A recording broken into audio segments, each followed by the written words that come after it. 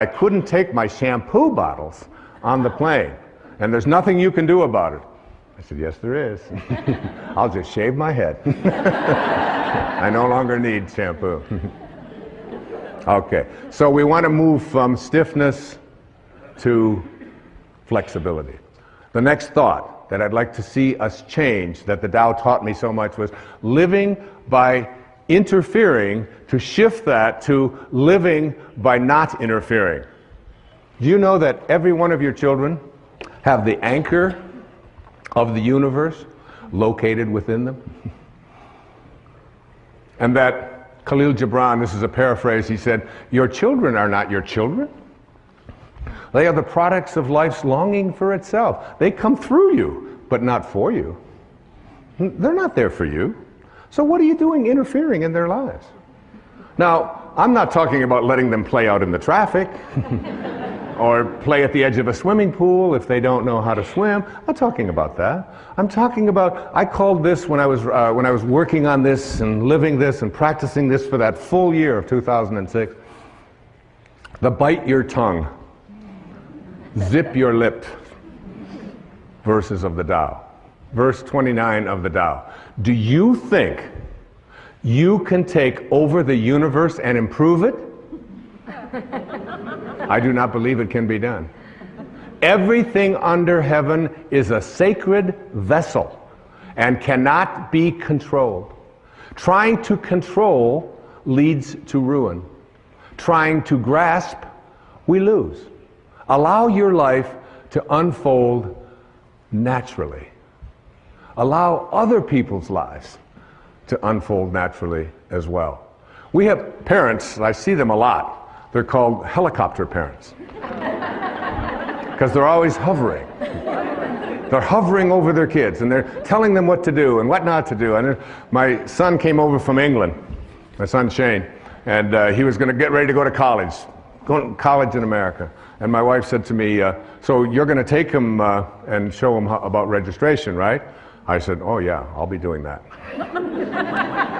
She said, well, make sure that you help him because he doesn't have any idea how to register at the school, this great big school with thousands of people. I said, yeah, and I do, right? I would know how to register kids at school, you know. And so Shane got in the car and I said, it's all going to be fine. It'll all be fine. And we drive over to the campus and I drop him off and I have my tennis racket in the back. And he said, where are you going? I said, well, I'm a prophet. I said, I get paid by the thought. And I have a tennis match, and then I have to walk on the beach so that I get paid by the thought. He said, but what about the registration? I said, well, the registration, I said, you'll do a lot like I did when I learned to register. He said, well, what do you mean? I said, you'll just go up to the people and say, where is registration? And they'll say, it's over there where all of those people are all lined up. Because I remember those days in a college of 40,000 students or so, finding out how to register. Tracy, did I take you to register, honey? No. So he said, you mean you're just going? I said, yeah, you just go with it. I said, you want daddy to walk with you over and take you through graduate? You're 18 years old and you want daddy to register you? He said, oh, no, I wouldn't want that.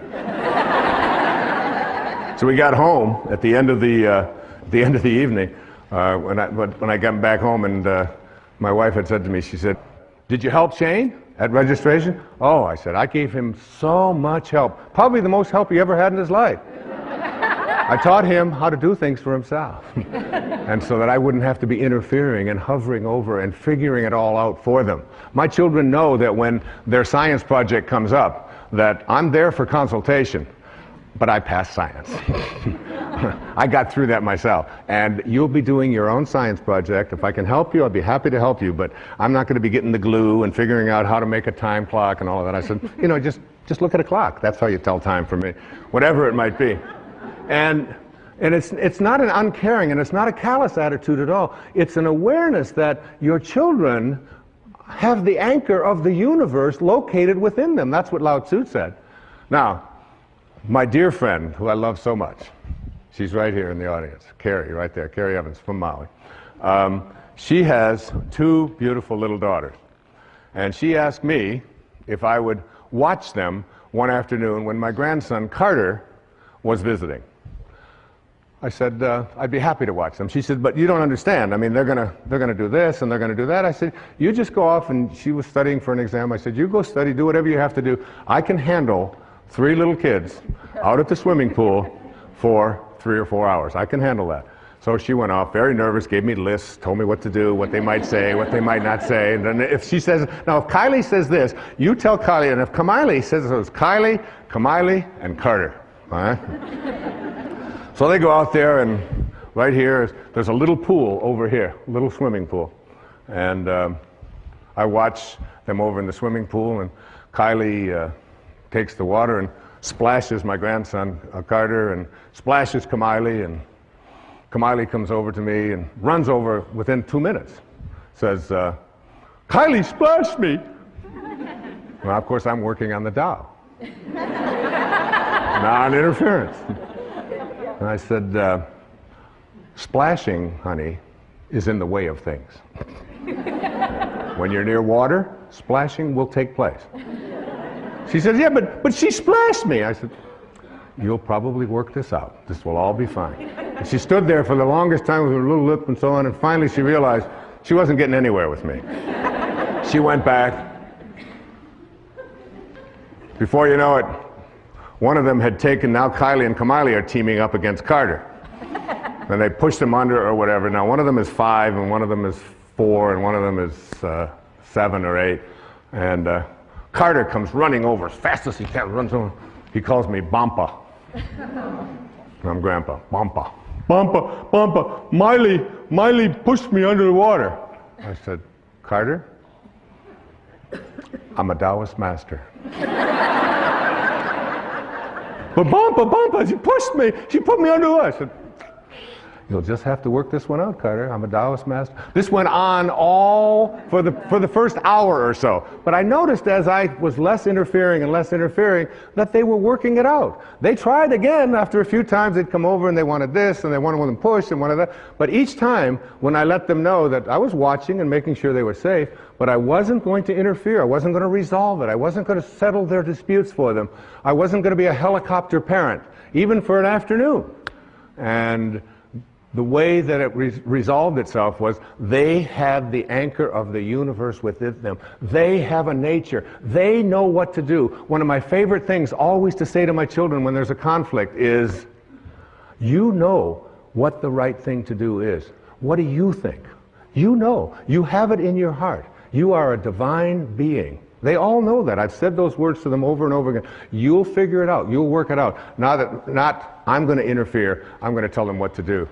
You can practice this so many places, so many ways in your life, particularly as parents, even in business. It's very important in businesses to allow the people to say at the end of the day, right out of the Tao, oh, we did that ourselves. We did it ourselves. In the Tao it says, there's a time for everything, and everything in its time. There's a time for everything. Listen to this. There's a time for being ahead, and a time for being at peace. There's a time for being in motion, and a time for being at rest. There's a time for being vigorous, and a time for being exhausted. And in the Bible, to everything there is a season, a time for every purpose under the sun. I practice, this was so helpful to me, particularly as I do my yoga practice. In my yoga practice, it's there are some very exhausting postures. I do this Bikram hot yoga, all right? So it's 105 or between 105 and 110 for 90 minutes. And there's one that I used to hate. It's called triangle, you know?